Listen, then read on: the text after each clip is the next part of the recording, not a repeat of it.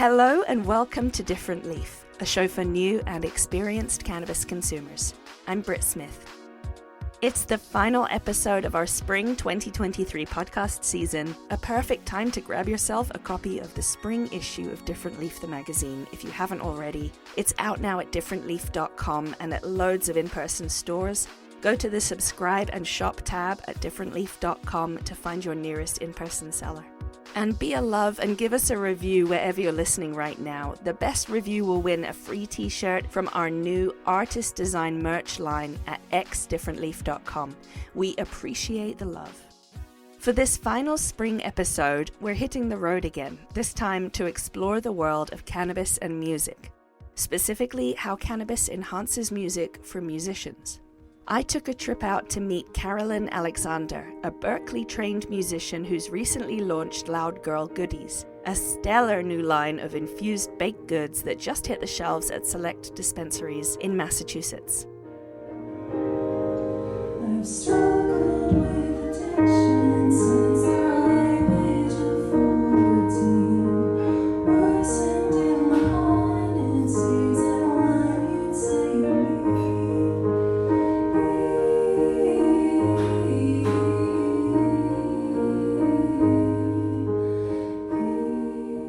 Carolyn went to the world-leading music school, Berklee College of Music here in Boston. But before college, she was consuming cannabis for musical creativity, focus, and performance anxiety. And when she got to Berklee, she realized she was definitely not alone in finding weed useful for writing and playing music. Once she was there, she got to combine her love of cannabis, music, and baking with the perfect customer audience at her every turn: music students. Now, I heard through the grapevine from some of these budding musicians that classmates would line up to buy Carolyn's infused cookies and pre-rolls at house gigs and local shows to help them get into the zone if they were on stage or just to vibe to the music if they were in the crowd.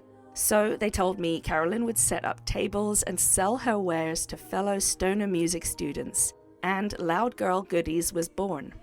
As of this year, Carolyn has been able to sell her cookies legally. I wanted to understand how, like many musically inclined people, cannabis changes Carolyn's relationship with music from writing to listening to performing. And a little later on, I wanted to pick her brain about the history of cannabis and jazz.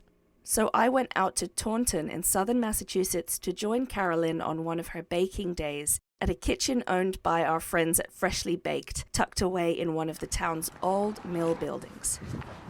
Hi! I'm good, how are you? Good to see you again. Good to see you too. Thanks for making it out here. Yeah, no worries. These are some old buildings. I know. So this is like an old mill town, yeah, I'm guessing, I right? wish I could tell you the history about this building, but I can't. It is old and cool and very New It's England. so cool. I haven't been out to Taunton before, but there's like, it's like a beautiful old rusticness to it. It's gorgeous. It's really pretty. There's So you like- sit out here and have a joint before you do. bake? Well, not before I do the baking, because I need a sober mindset before I assemble the ingredients and do all the weighing and stuff. But as soon as I start scooping, which we're in the middle of scooping right now, I'll come out here, smoke a little bit of a joint, and Once then the go pressure's back off, in. you don't have to do any measurements. Right, exactly. Oh, this is gorgeous. So you don't come out here all the time? You do No.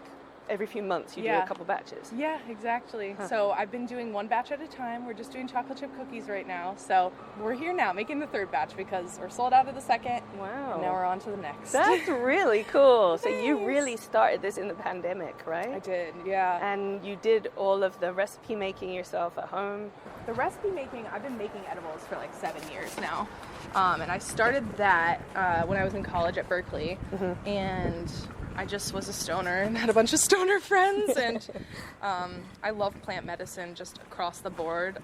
I study Ayurveda, and I'm really into just plants, I guess. So edibles were natural for me. I like weed, obviously, as a lot of people do. A lot of musicians do, right? Exactly. It helps you with your process sometimes. Yeah. It opens your brain up to new ideas and pathways when writing music too. Really? Yeah, and hearing, I think it's a huge audio distortion in the best way. Yeah, it amplifies the sounds. I feel like when I'm listening to music and I'm high, I can pick out the different instruments more easily and hear the depth of the piece. Absolutely. But I don't do that when I'm sober. I'm just busy, and whatever I'm doing, the music's in the background. Yep. So it definitely helps you as a listener connect to it. But that's interesting to hear that as a writer and a performer. Yeah. And then like, you know, now you're a baker too, so Yeah. you got to put it all together. It is. So this is their little lobby check-in area. They have a picture of Elvis's mugshot. I already love it.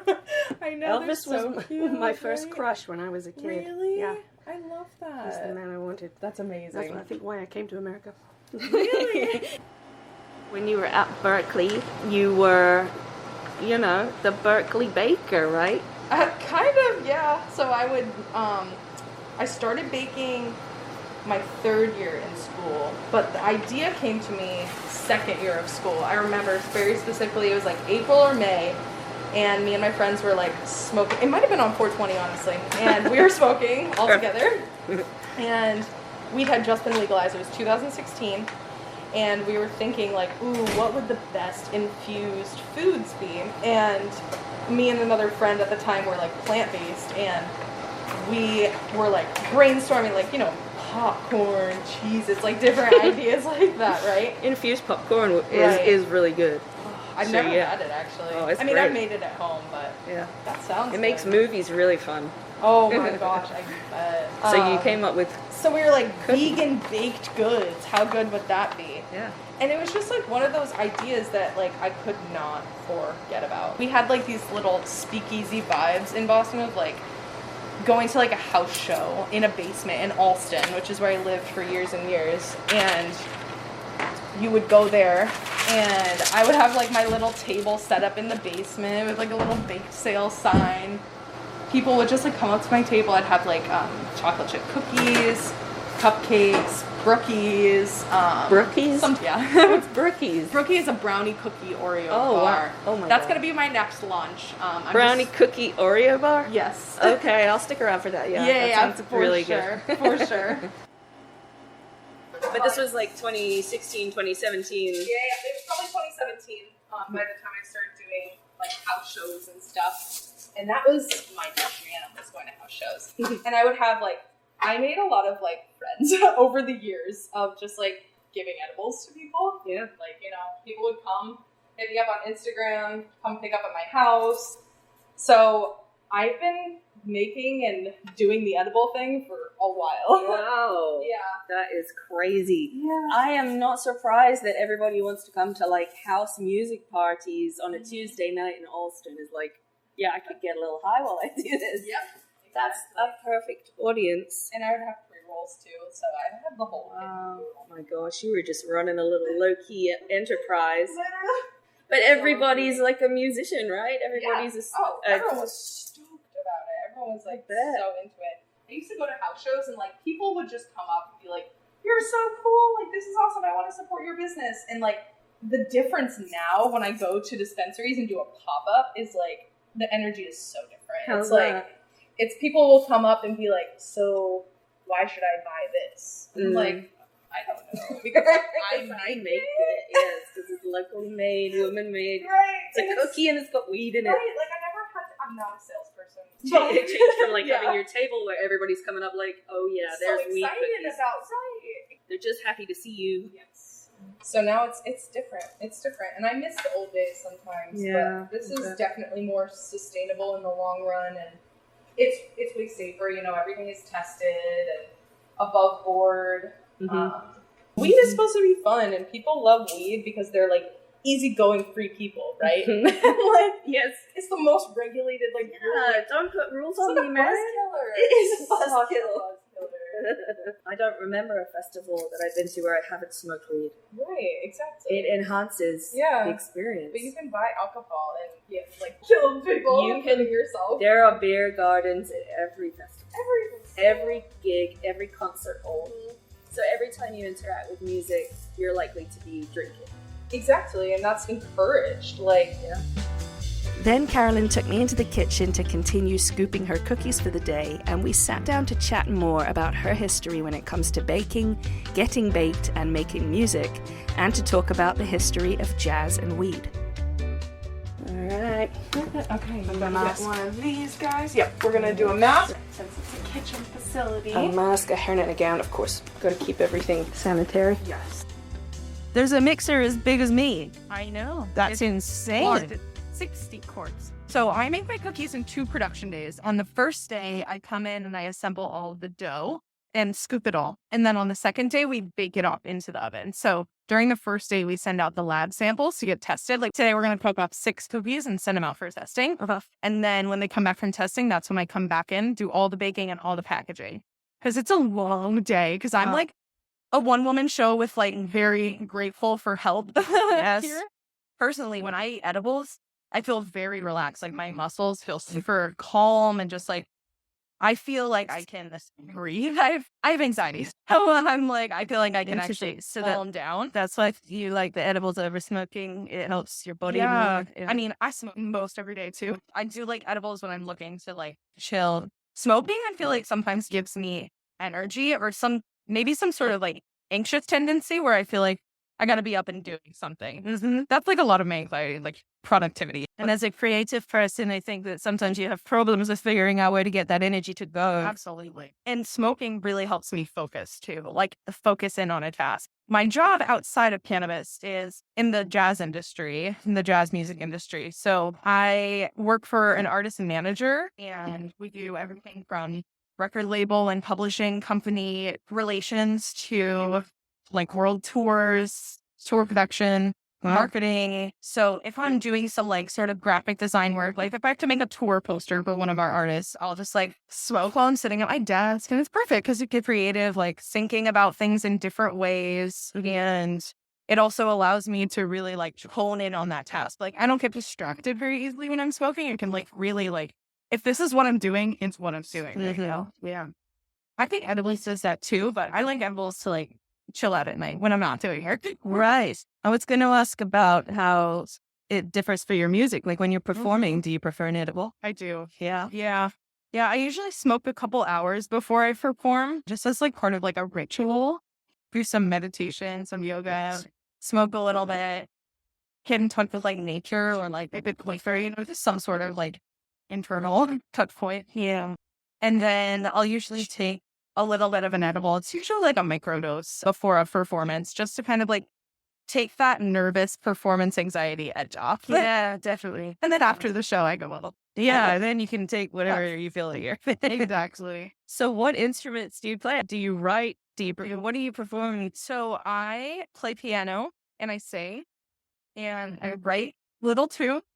You write little tunes? What does that mean?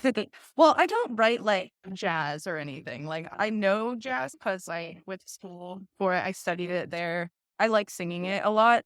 Piano wise, I don't have the chops as a musician. I don't have the chops to play that. Jazz music's very difficult to play, I understand. Yeah, it's insane. Yeah. It's amazing. Yeah.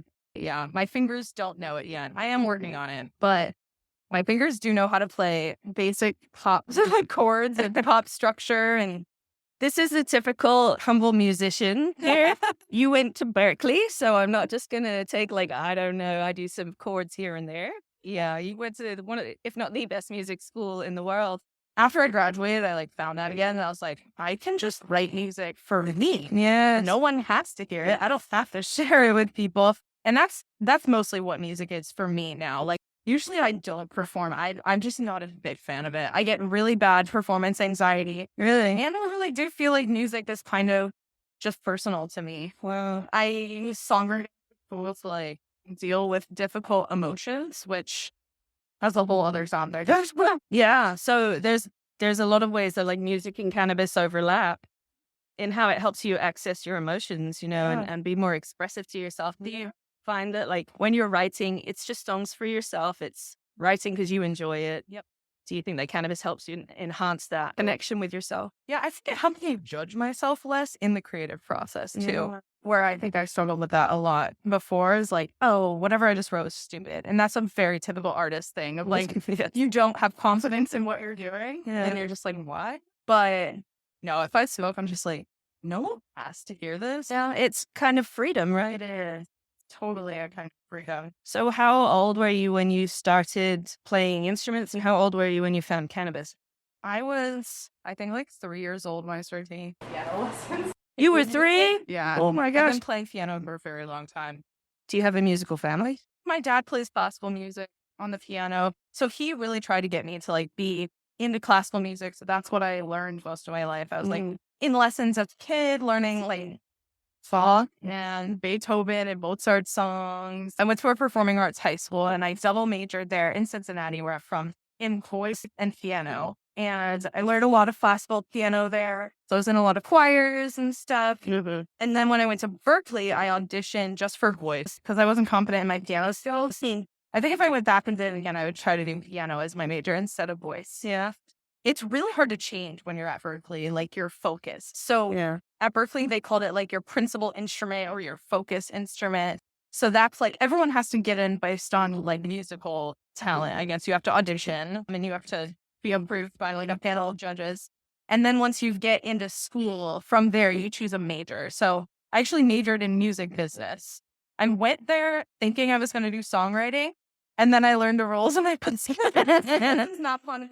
But I've always had like a very business, like analytical, logistical mindset. So we did a couple of practicums where our professors would say, okay, come up with a business idea. We'll work on it like in this sort of capacity. So I always just brought LoudGirl Goodies to the table. And I was like, so I make edibles. And all my teachers are like, that's cool. Yeah, I feel like all my professors smoked anyway. You know they did. I don't think I've met maybe one musician who doesn't like weed. Yeah. I'm not surprised to hear that the Berklee professors are down with weed. Of course they What are. I've like realized too is like I used to ask my therapist, I'm like, why do musicians always have like such mental health problems? Like, because we're such deep thinkers, and I feel like a lot of people that deal with anxiety and depression in high school end up turning to like, especially if they have parents, which I did, that like don't understand mental illness. It's like that's when someone turns to something like cannabis or like smoking cigarettes. In my case, like just to, I don't know, feel a little better about something. So honestly, like I started smoking when I was like 16 years old, and in high school I didn't smoke often. Like, you know, I smoked with my friend when I went over to her house, and we would smoke at parties, but I wasn't the kid buying a lot of weed in high school. I would like pay my friends to like whatever they let me smoke off of theirs. So obviously Carolyn was finding cannabis super helpful for getting creative and then releasing her performance anxieties. But I also wanted to know if she thought that there were any downsides to smoking weed as a musician, and if she'd ever taken a tolerance break, also known as a tea break, to see how different doses of cannabis might be impacting her creativity. I took 2 tea breaks last year, whole month, like in May and in December. In May, the first one was like the hardest. That's when I started writing songs again, because I realized over the past year that like I was using smoking and like substances to like repress emotions that I could turn into songs. Wow. So over the last year, I really have balanced out a lot, like my relationship with cannabis. And I feel like I use it a lot more mindfully than I did to have, whereas like I would be feeling upset about something, or really any sort of like emotion outside of like the normal day-to-day range of emotion. And I just like smoke it away, right? And like, that's cool.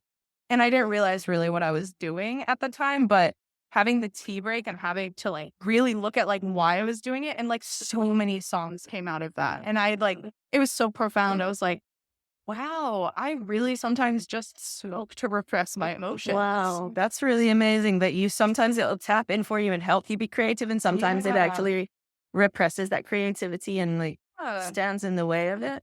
Exactly. Yeah. But I also feel like that's one of the like historical draws of smoking cannabis and like musicians, is that it does like give you freedom to express and like forget about those rules like that you learn, and like it just kind of melts away like the world outside, which was very important to like, especially jazz musicians back in the 30s and the 40s. Like they had a lot to worry about. Right. It's like the system, basically. Like the history of cannabis and jazz. I'm assuming you must have learned some of that at Berklee, right? Yeah, they taught us about like the war on drugs at Berklee, which like was started, I mean, partially because jazz musicians were smoking weed in clubs. So from what I know about like the history is that a lot of early jazz players started smoking weed because it would allow them to like enter into the zone, right? And like forget about like a lot of like the racist policies. And then like eventually, as like the government caught on, they realized that jazz clubs were a place where Black people gathered, and they were doing all of these kind of like taboo things. Like there was a lot of like sexuality in the jazz clubs, and there was a lot of drinking, and there was a lot of smoking. And so to criminalize that behavior, part of it was to basically shut down jazz clubs and like criminalize jazz musicians, basically, because jazz protests are basically. Right. Jazz is it's so interesting because it's such an appropriated art form that like stems so deeply from like the African American experience, from slavery. Like most jazz stems from like work songs, basically. And a lot of like music, when you get into like Elvis's era and the Beatles era, is like appropriation of the jazz style of music, which is like what we know as common rock pop music. It stems all the way back to jazz and blues, technically. Like jazz went into an era that like I think a lot of people equate jazz to like that. But like that's bebop jazz. Like that's a very specific style of jazz. Right. That is amazing. But there's a lot of political jazz, especially back in the 30s, right? Absolutely. Strange Fruit. Like there's just so many, right? There's so many songs from back then that had these coded political messages, and I absolutely understand why that would be a target of the government. Yeah, back then. exactly. And they were making songs about weed, jazz, and reefer, Mary Jane. Like they were they created the culture. It's very true. Yeah. So like jazz clubs were like one of the original places that you could connect and smoke. Because they were underground, they were like species, right? And they weren't integrated, so it was like, of course, a secret space where people could come together and express like Black joy. Essentially, is what we would call it today. I feel like, wow. And so I feel like the connection between the war on drugs and the history of jazz musicians, I mean, it's like so deep and so intertwined into everything. Yeah. As soon as they were criminalized, they could get put in prison and then essentially back into slavery. I guess I didn't realize how very closely aligned it was with jazz music specifically. So that's your jam, right? Jazz is your thing. I do. I love jazz. Who are some of your influences? Musically? Oh, man. I love jazz singers. I love Ella Fitzgerald. I love Sarah Vaughan, Carmen McRae. As for musicians, I really love Dizzy Gillespie. Wow. A lot of old classic jazz. Finally, we decided to head outside to go and sit by one of the many canals around the mill so that I could try out one of Carolyn's vegan-infused cookies. You want to go back down this way? Yeah. Sit down by the canal a little bit? Yeah, that sounds good. I'm not sharing this with anybody else. Oh yeah, don't.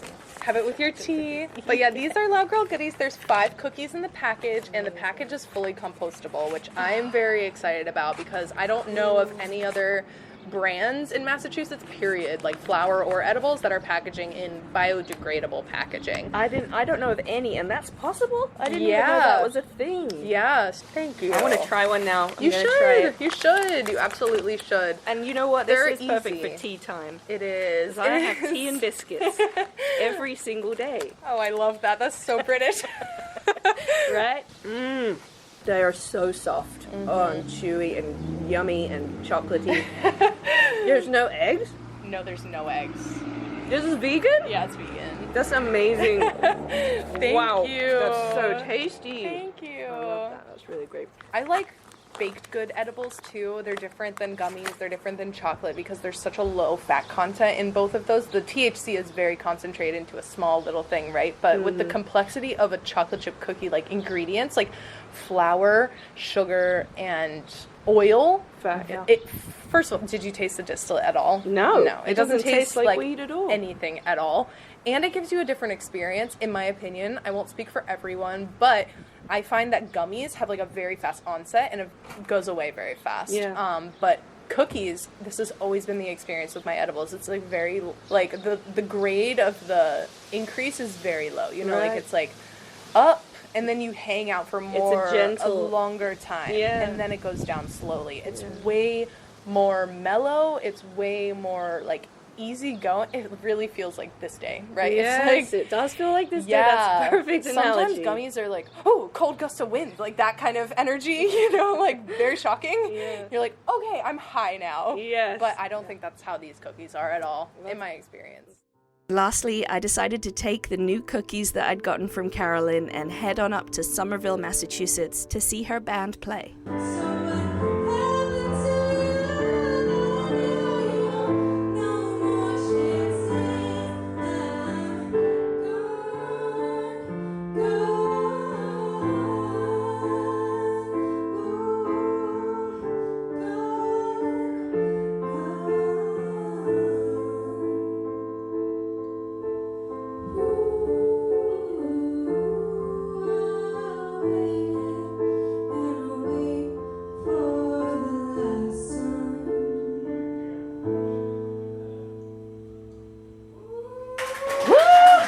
Yes!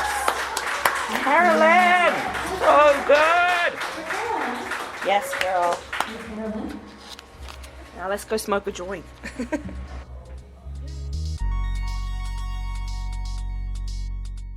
A massive thanks to our guest today, Carolyn Alexander from LoudGirl Goodies, for giving us an inside look at what life is like to be a musician in the cannabis space. That's it for our spring season of Different Leaf, the podcast. We'll be back in mid-July with our summer season, all about cannabis and travel and tourism.